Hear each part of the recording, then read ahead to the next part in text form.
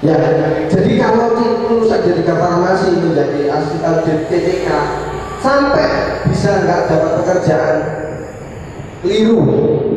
Biasanya sebelum lulus saja udah ditarik ya. Tinggal kita mau menempatkan posisi di mana. Posisi yang sudah disahkan oleh pemerintah adalah melalui permen tadi. Untuk jadi entrepreneurship, kalau di organisasi kita masa-masa transisi ya, pemerintah masih punya kebijakan pendidikan di Indonesia 70-30, 70 SMK, 30 umum. Kebijakan itu ditangkap sama entrepreneur mendirikan SMK yang saya cerita tadi. Sampai sekarang memang Anda masih kami anggap anggota. Tapi jangan berharap kalau tidak kuliah di D3 tidak akan menjadi nakes atau PNS. Ya. Begitu undang-undang tahun ini didorong, ya, pemerintah sudah menetapkan tenaga kesehatan minimal pendidikan D3.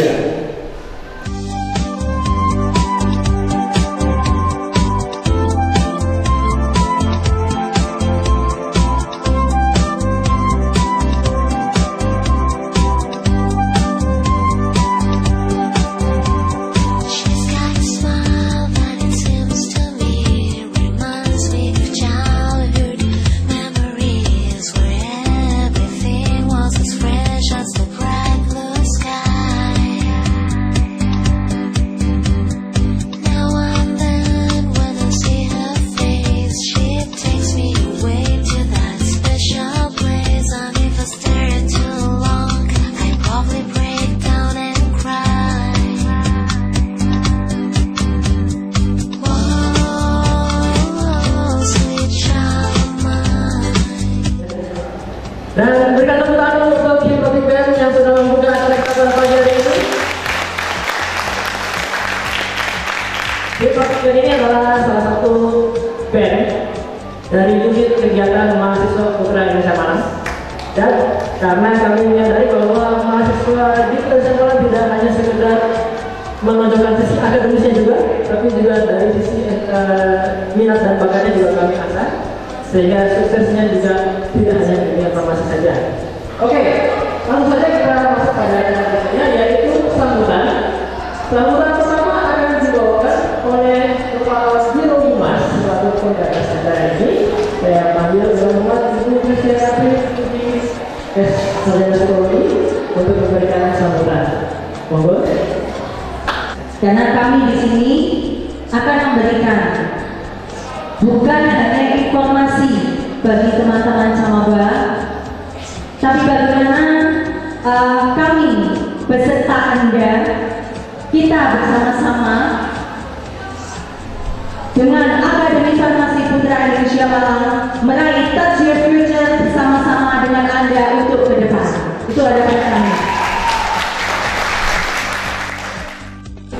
Mataharinya itu cantik banget, sinarnya itu cantik banget tuh. Saya kepikiran orang-orang yang datang hari ini, orang tua, murid-murid ataupun dari calon mahasiswa yang akan masuk ke sini adalah orang-orang yang akan bersinar, yang akan menuju sinar kesuksesannya melalui pendidikan di bidang farmasi. Kalau selama ini mungkin yang sering disampaikan apa sebenarnya farmasi itu, paling kenalnya apa Bapak Ibu? Sebagian berus obat, yang bagian ada di apotek, atau mungkin jarang ada di depannya, malah sering ada di belakangnya, tidak kelihatan. Padahal banyak sekali, kalau orang bilang banyak jalan menuju rumah, maka saya bilang banyak jalan melalui farmasi untuk Anda sekalian menuju kepada kesuksesan. Kalau kita runut saja Anda bangun pagi, oh nggak mungkin bangun pagi tidak ada yang sikat gigi, itu nggak mungkin. Nah, siapa yang racik itu, siapa yang racik formulasinya? Oh, yang ini tuh bagus, digunakan untuk gigi supaya tidak berubah. Itu juga orang farmasi. Nah, nggak mungkin ada datang ke sini nggak mandi. Teman-teman yang bisa, apalagi kalau yang masih muda, masih muda katanya ya, sudah datang, kemudian wangi, kemudian pasti juga menggunakan parfum. Ya mungkin juga khusus yang buat semua itu tidak lain yang dilakukan juga ada andil dari orang-orang di bidang farmasi. Nggak mungkin kalau kita sudah nyemprot jos gitu, ternyata ini iritasi bagi kulit. Nah ternyata ada mungkin yang cewek biasa harus pergi harus pakai pelembab, kemudian pakai body, ternyata berjadi pakai bentol-bentol. Nah di sini juga bahwa farmasi tidak cuma sekedar apa yang ada di apotek, apa yang badan praktik, tapi farmasi itu adalah melingkupi semua kehidupan Anda sekalian, mulai dari bangun sampai juga dengan tidur kembali. Karena benar dikatakan tadi banyak jalan ya menuju sukses. Ya memang benar jalan sukses itu tidak hanya di bidang farmasi saja, banyak hal kita bisa menuju sukses. Nah, dengan adanya kegiatan ini, ya mungkin masih belum banyak yang tahu, jalan sukses di bidang farmasi. Ya, dengan ada kegiatan ini Anda nanti semuanya akan tahu, banyak mendapatkan informasi dan manfaat bagaimana meraih sukses di bidang farmasi. Dan yang jelas ya, pesaingnya sedikit. Ya. Saya pernah merasakan bagaimana galaunya diri saya ketika saya berada dalam masa transisi SMA, mau kemana nih, atau mau kuliah kan, mau kerja kan, atau kemana? Gue nanti jadi apa ya? Aku mau jadi kerja apa nih? Nanti aku sukses gak ya? Kalau aku jadi ini gak ya? Kalau ini jadi ini gak ya? Pasti galau. Saya pernah merasakan. Karena itu saya merasa menjadi pilihan yang tepat untuk kalian semua. Bisa hadir di acara talk show dengan tema D3 Farmasi Menuju Sukses yang diselenggarakan oleh Humas Putra Indonesia Malang. Kami semua di sini terkait dengan bagaimana sih farmasi di depannya, bagaimana sih dengan tema kami D3 Farmasi Jalan Menuju Sukses ini. Terima kasih. Masih sangat besar, peluangnya sangat besar, bahkan kami terus terang saja kekurangan. Sampai yang belum lulus itu kami rekrut, berarti memang benar-benar luar biasa peluang kerjanya di luar sana. Belum lagi dari Akbar memberikan kesempatan pada adik-adik untuk memunculkan semacam mental entrepreneur. Jadi beberapa yang mau lulus kemarin akan wawancara, saya tanyain, ini mau penelitian apa, KTI-nya apa, kriteria ilmiahnya apa? Kami didorong untuk penelitian eksperimen, Bu, katanya begitu. Kenapa Pak eksperimen, kok tidak pakai penelitian kuantitatif yang hanya survei-survei? Karena kami didorong untuk menjadi entrepreneur, menjadi wirausahawan. Tidak hanya ikut orang, tetapi bisa menciptakan formula-formula yang baru, katanya begitu, dengan menempuh pendidikan di D3 Akbar ini. Dan itu memang saya dengar sendiri dari adik-adik. Terima kasih sekali D3 Akbar memberikan motivasi gagasan kepada adik-adik ini untuk menjadi entrepreneur sebagai pengembang dari ilmu kefarmasian. Gitu. Kalau di rumah sakit memang formasinya banyak. Jadi farmasi itu tidak hanya jadi asisten apoteker saja, tetapi di tempat kami ada juru resep, ada petugas HV atau penjualan obat bebas, bahkan kurirnya farmasi itu pun harus punya latar belakang kefarmasian. Berarti mungkin kedepannya dari D3 Farmasi harus menambah kuotanya, Bu Puji. Katanya tadi dibatasi 150 orang, padahal peluang kerjanya dari 150 orang ya per tahunnya, Bu. Sampai kemarin kita juga hunting keluar kota, gara-garanya sudah kehabisan di D3 Farmasi Putra Indonesia ini. Tepuk tangan dulu untuk D3 Farmasi Putra Indonesia. Ini sungguh salah satu pengalaman yang menarik ya, Bu ya, mengatakan bahwa salah satu RSI yang salah satu yang terbesar ya di Malang itu mengatakan bahwa 90% ternyata semuanya farmasi, dan itu di satu rumah sakit saja kekurangan. Padahal kita tahu ya, Bu ya, di Malang itu salah satu kota besar yang banyak rumah sakit. Kemudian belum lagi di Jawa Timur, belum lagi di Jawa Barat. Ini hanya dalam satu segi aspek, yaitu rumah sakit. Kalau melihat dari segi yang lain, kesehatan itu adalah bahwa kompetensinya masing-masing nakes itu jelas ya. Jadi kalau urusan pekerjaan kefarmasian itu ditangani jelas, undang-undang mengatakan pekerjaan kefarmasian ditangani atau harus yang melaksanakan 1 apoteker, 2 adalah tenaga teknis farmasian atau yang lulusan dari farmasian. Jadi 2014 nanti seluruh puskesmas targetnya, seluruh puskesmas, seluruh rumah sakit harus sudah terisi. Jawa Timur saja masih kekurangan. Itu yang menjadi benefit.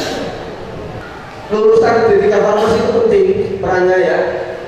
Ya, tantangannya ke depan luar biasa. Dan selain langsung saya akan jelaskan nih dasar hukumnya. Lulusan D3 farmasi adalah dasar hukumnya setelah keluar. Dia dilindungi oleh peraturan undang-undangan 1 PP 51. Seluruh pekerjaan teman-teman nanti, baik di swasta, baik jadi entrepreneurship, baik di apotek, baik di penelitian, baik di rumah sakit, adalah dilindungi dalam PP 51, ya, yaitu yang mengatur tentang pekerjaan kefarmasian. Kemudian setelah lulus kita harus wajib meregistrasikan diri kita ke negara, ya, supaya tidak liar. Bekerja tanpa registrasi, tanpa izin kerja tidak boleh. Dasar hukumnya Permenkes 889 itu yang terbaru, khusus apoteker dan TTK atau lulusan dari farmasi. Saya pernah cerita karena saya di MTKP Jatim sebagai majelis tenaga kesehatan, ada kasus bidan. Bidan ini membawa antibiotik sekian box. Kalau kita membaca saran bidan di desa itu biasa sebenarnya, demi kemaslahatan umat menolong pasien. Tapi yang namanya orang nasib ya, undang-undang isi undang-undang. Undang-undang kita itu bidan itu suatu saat kena rahasia polisi. Sebenarnya polisi ini mau merahasia apa sih? STNK sama SIM kan? Tapi sekarang zaman udah pinter gitu. Di mana ada peluang kesalahan, di situ ada uang. Suatu saat bidan tersebut ketangkap karena satu resep itu tidak ada bukti bahwa bidan itu tidak berhak membawa, tidak berhak mendistribusikan obat daftar G. Undang-undangnya jelas. Masuk sel. Bidan bilang, saya beli di apotek S, ditelusuri apotek tidak ada bukti. Bisa. Zaman sudah nggak ketahuan. Di saat bidan 1 minggu sudah nginep di hotel Prodeo di Polsek, yang punya apotek datang ngasih uang 5 juta sebagai tanda terima kasih. Tadi di depan hukum dia mengelak, tapi ada kemarin. Itu contoh-contoh ya Bapak. Saya meyakinkan, saya akan selalu sampaikan bahwa jangan coba-coba, makanya tidak usah ragu-ragu kalau kita mau ke depan urusan mau meningkatkan pendidikan lagi, Anda terserah. Setelah Anda berkarya jadi entrepreneurship, kuliah lagi, mengembangkan diri, oke. Kalau ingin lebih cepat lagi patas, ya D3 farmasi, istilahnya ya percepat. Setelah lulus, apakah pekerjaan menunggu? Tempat Anda bekerja itu adalah sesuai SK Menteri sudah di SK-kan. Kecuali yang entrepreneurship ya.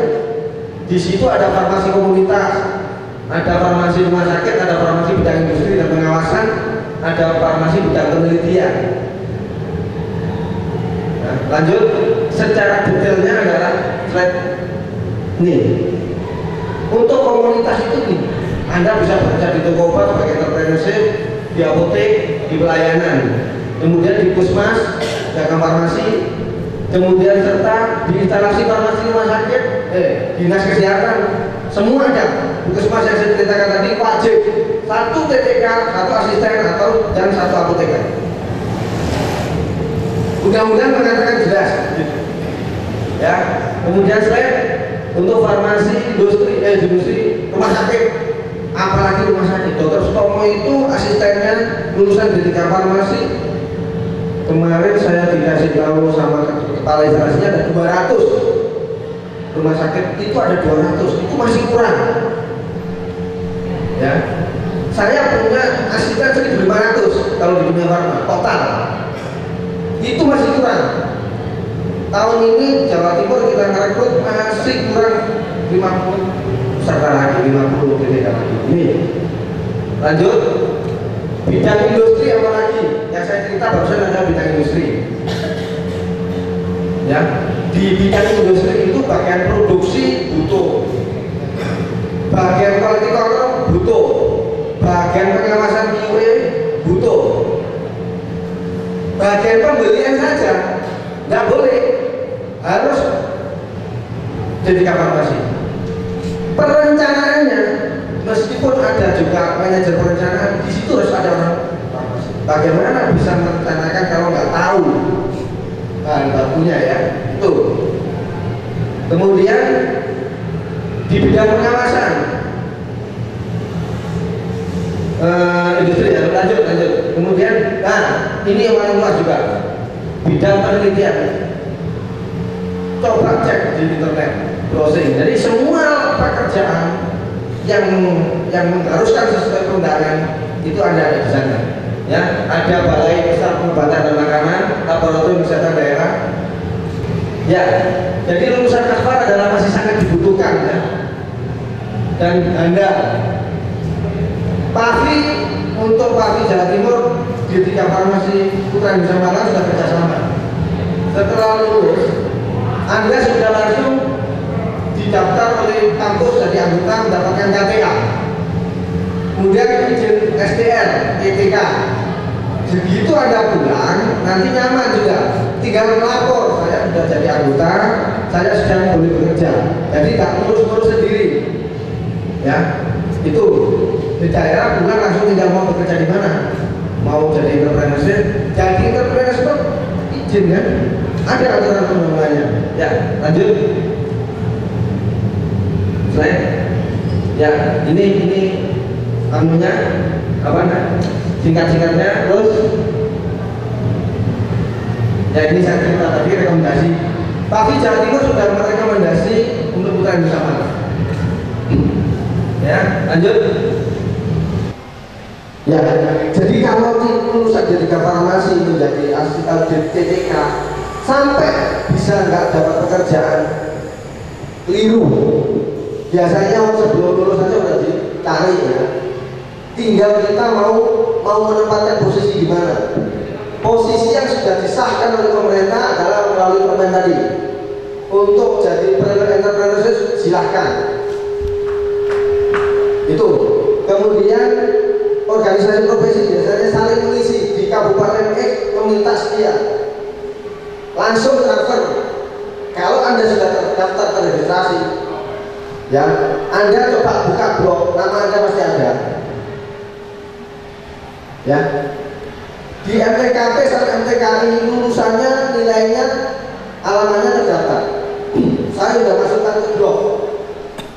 Ya, ini untuk Jawa Timur khususnya 26 organisasi profesi tenaga kesehatan semua sudah terekam, sehingga tinggal klik kebutuhan di daerah ini, kekurangan asisten atau di daerah mana itu. Kalau boleh tahu, Terima kasih. dengan siapa? Saya lebih Sasmito dari Lumajang. Saya sudah cukup mengerti dengan jelas apa yang telah dipaparkan oleh narasumber tadi, dan saya salut sekali bahwa akademi farmasi ini benar-benar memberikan satu jaminan tenaga kerjaan di masa depan yang lebih baik. Lalu pertanyaannya, untuk menjadi tenaga farmasi, tentunya bertanya kalau dari SMA umum yang jurusan IPS atau bahasa, saya rasa kok kayaknya gimana, apa nggak susah untuk bisa mengikuti pelajaran di akademi farmasi ini, karena kan namanya farmasi itu jelas yang berhubungan dengan kimia. Mohon maaf Pak, saya dari jurusan sosial gitu ya, sehingga anak-anak saya juga di sosial. Ini kalau sudah mau masuk dunia farmasi, tentunya dari background yang berkaitan dengan IPA. Mohon maaf, mungkin bisa diterangkan lebih lanjut. Terima kasih. Insya Allah, menurut pengalaman kami selama ini, beberapa tenaga yang sudah masuk bekerja di tempat kami itu saya lihat ijazah SMA-nya itu tidak semuanya IPA Ibu, tidak semuanya itu eksak. Jadi ada beberapa yang memang dari bahasa, dari IPS, sosial. Ketika mengikuti pembelajaran, proses pembelajaran selama 3 tahun di Akfa Putra Indonesia, alhamdulillah yang terekrut itu kok baik ya Bu ya. Jadi saya pikir, saya mengambil kesimpulan bahwa memang di Akfa Putra Indonesia ini kurikulumnya itu sudah memang benar-benar disiapkan secara matang. Mungkin kalau SMA-nya tidak ada hubungannya dengan kimia, dengan fisika dan sebagainya, tetapi di awal-awal semester tingkat 1 itu akan diberikan sebagai dasar.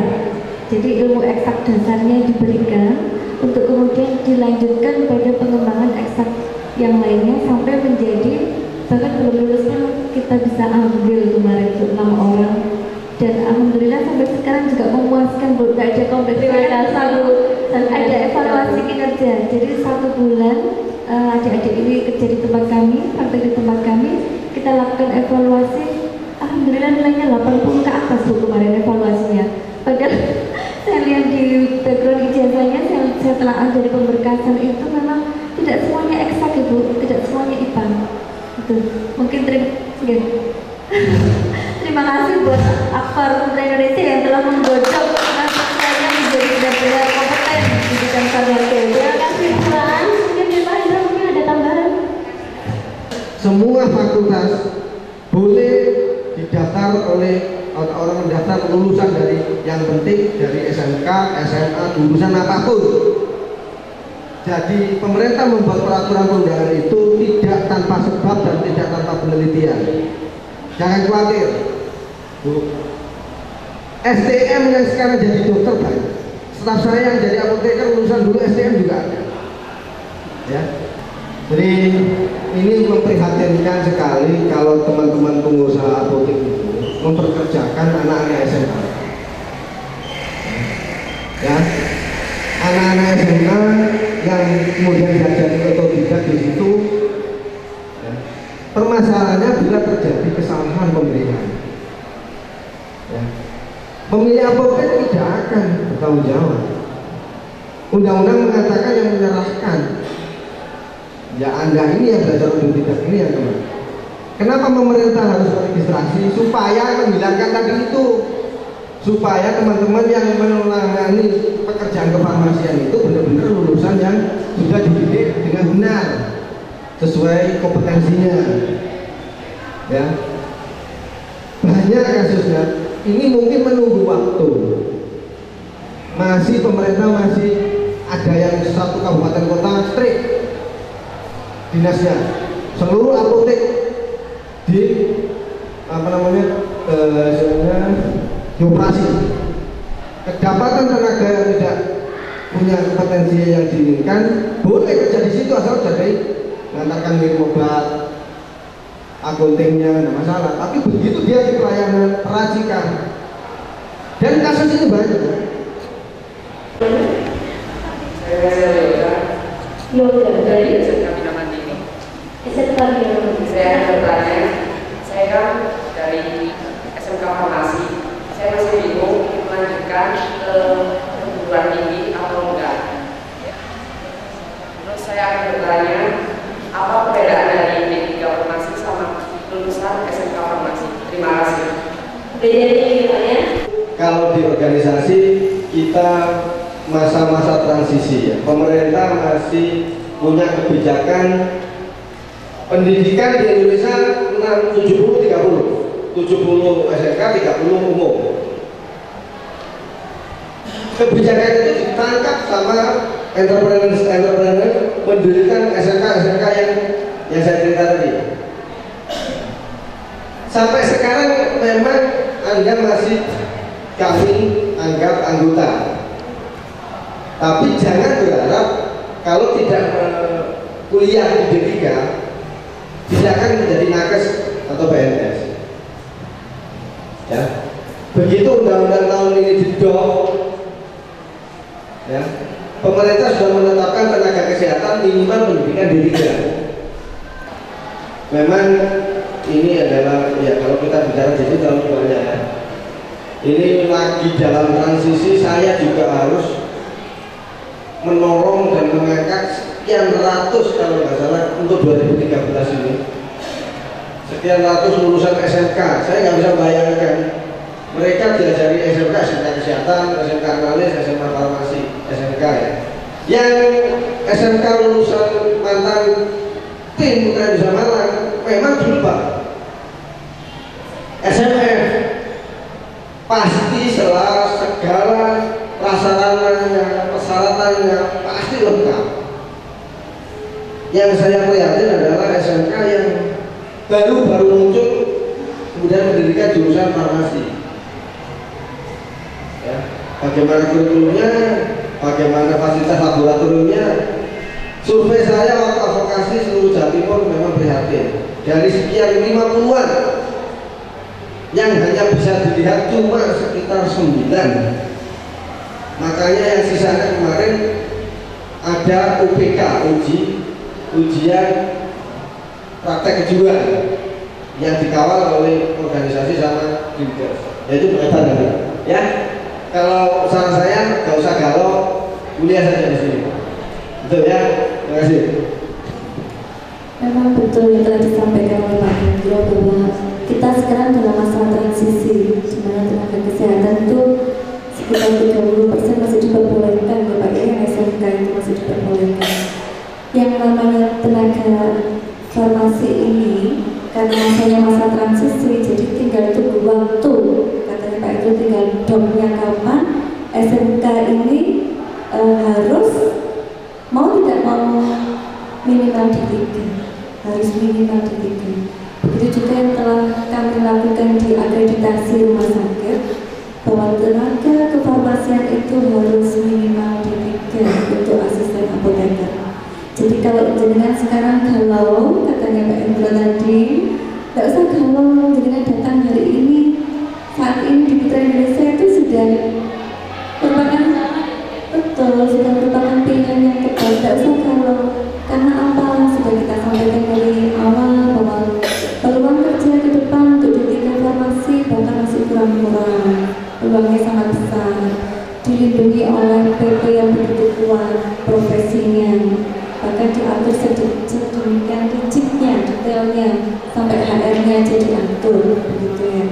Jadi kalau masih milih ke perguruan tinggi, apa ke AKFA, begitu, saya pikir itu bukan pilihan ya. Itu bukan pilihan, karena sepertinya pilihannya cuma satu. Kalau satu berarti bukan pilihan, yaitu AKFA, Putra Indonesia, begitu ya.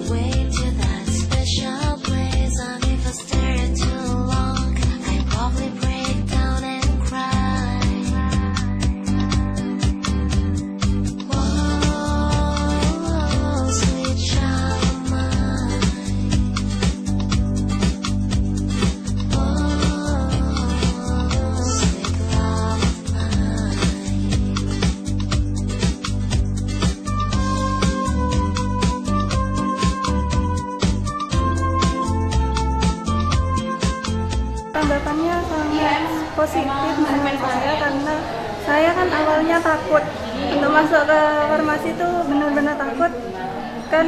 Dulu pengennya jadi guru. Nah, setelah saya terjun ke guru, akhirnya tante itu kan kerjanya di rumah sakit. Jadi tante itu menerangkan enak dan kelebihannya masuk ke farmasi. Menurut saya di sini tuh dasarnya sudah ramah, ngasih fasilitas yang sangat lengkap, terus peluang kerja setelah saya itu kuliah di sini, andai saya masuk ke sini itu sudah terbukti gitu. Saya Fitri Haridin Tias dari SMA 5 Malang. Saya mengikuti talkshow D3 Farmasi Menuju Sukses ini karena saya ingin mengetahui lebih dalam farmasi itu bagaimana. Apalagi saya ingin mau masuk di D3 Farmasi ini, saya harus mengetahui fungsi farmasi, apa saya suka, apa memang tertarik di sini ya.